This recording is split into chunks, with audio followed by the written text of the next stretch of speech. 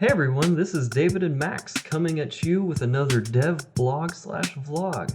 Join us this week as we talk about the pawns of the true chaos. Whoop whoop! Yeah. So the first pawn that we're going to be talking about this week is the enemy tank. So much like the turret towers, the enemy tanks are pieced together by scraps that are found in the abyss. They don't always fit perfectly together. They're just kind of like placed on top of each other and then just bolted together, hoping that they'll hold together underneath fire. So these things are mass produced. They're not made to be sleek machines of death. The true chaos, they're just shoddy, to say the least. They're shoddy craftsmen. They really focus on sheer numbers and don't heavily rely on technology. I mean, most of these tanks are salvaged from old war vehicles that were left by the dropping of all the atomic bombs that happened that essentially started this world.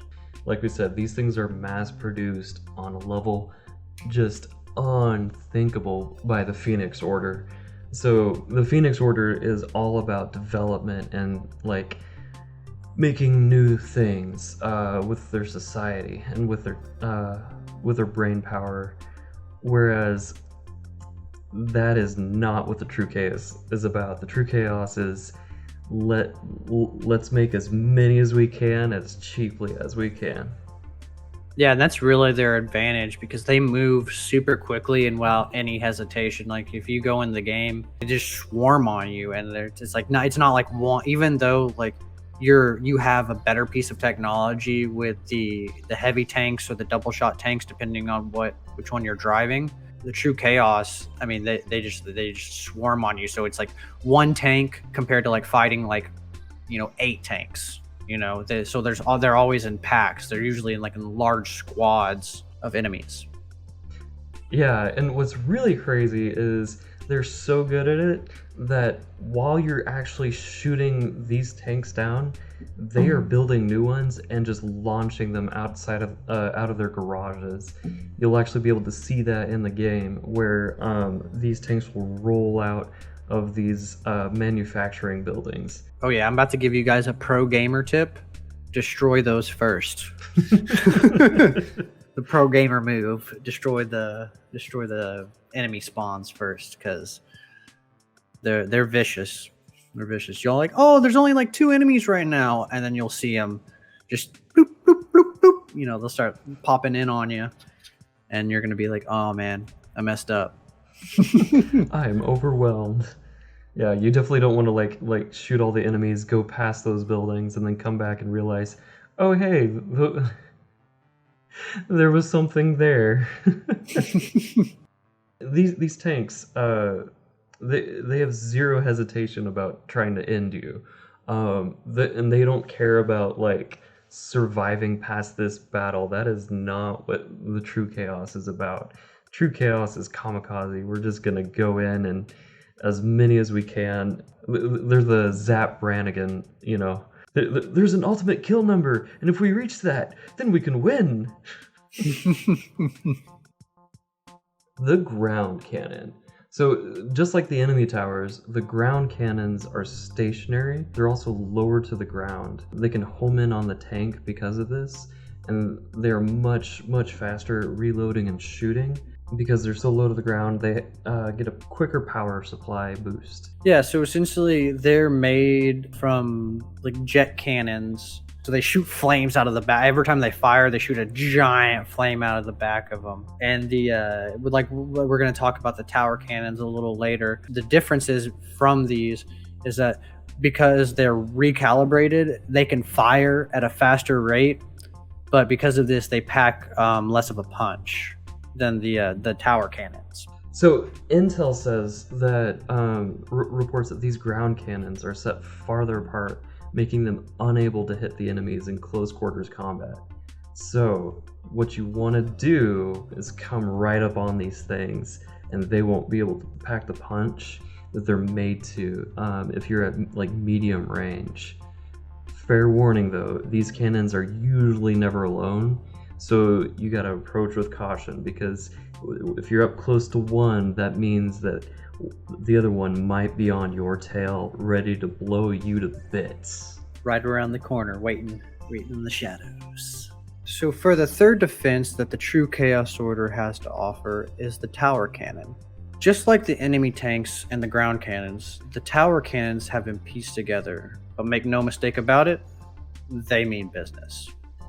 Just like the ground cannons, the towers come equipped with 2 large jet engine cannons.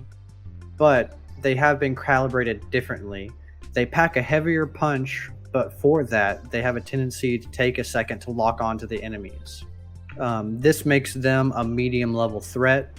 You best be sure that you need to stay out of the blast radius when this thing comes to town, because you will get blown out of the water if they do ever lock onto you.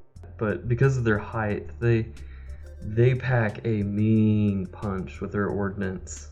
Yeah, they're really menacing too when you start getting up on them, because usually they come in sets of 2, and sometimes it's even more than that. And just one by itself, you're just like, oh man, you're like looking up at it almost like this thing is gonna crush me. Luckily enough for the Phoenix Order, they don't move, because if they moved, I think it'd be game over. Right.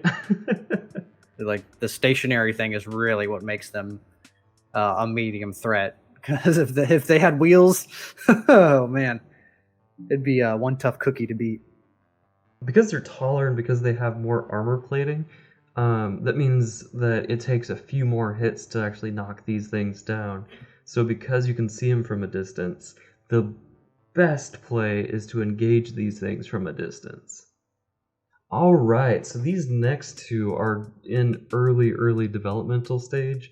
We're still getting all of the mechanics worked out, but we're so excited about them that we want to tell you guys about them.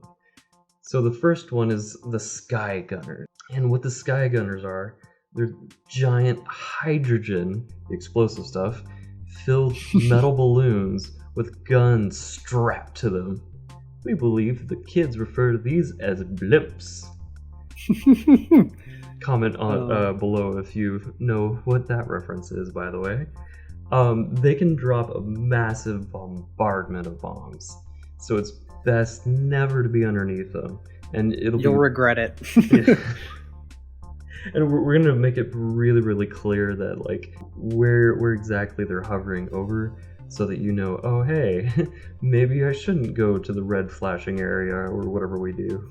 Now, if the aerial assault bombardment doesn't actually get you, these come equipped with large cannons that are mounted to each side of this thing, because you never know how dead you'll need something, and that's to protect them from you just completely bypassing their bomb bombardments. Also know that these are slow-moving cannons, so it will be pretty easy to bypass and shoot these things down in a fiery flame of death awesomeness. Yeah, they'll probably be somewhere in between the ground turret and the tower turret. They'll probably be like in a range of like their fire rate and how slow they are. I would say they're about the mid range for the cannons. Oh, somewhere yeah. like in a happy medium in between. And the last one are the landmines. These cow patties of death are made to take out those fools who wish to trespass and ignore all the warning signs, like the giant walls that are spiked. Dun dun dun. all of the turret towers and everything else. These mines also, they give off a warning signal because of how many absent-minded guards were being taken out by these hidden dangers. It gets embarrassing whenever the defenses are taking out more troops than the enemy. Can somebody say another one? These mines are made to only trip when the ground is disturbed. What's really going to be cool is the Phoenix Order is developing what's called the hover tanks. We touched about this in one of our previous dev blogs, and it's able to straight up bypass these hazards because it doesn't actually touch the ground. It just floats over the ground, and so it can bypass a lot of these ground-based hazards.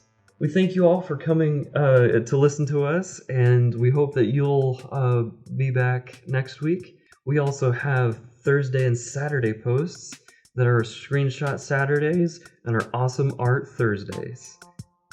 Make sure to follow us on Facebook, Instagram, Twitter, YouTube, and even TikTok, because we post to all those. We go ham with the posting, so make sure to send us some love. Peace. Catch you later.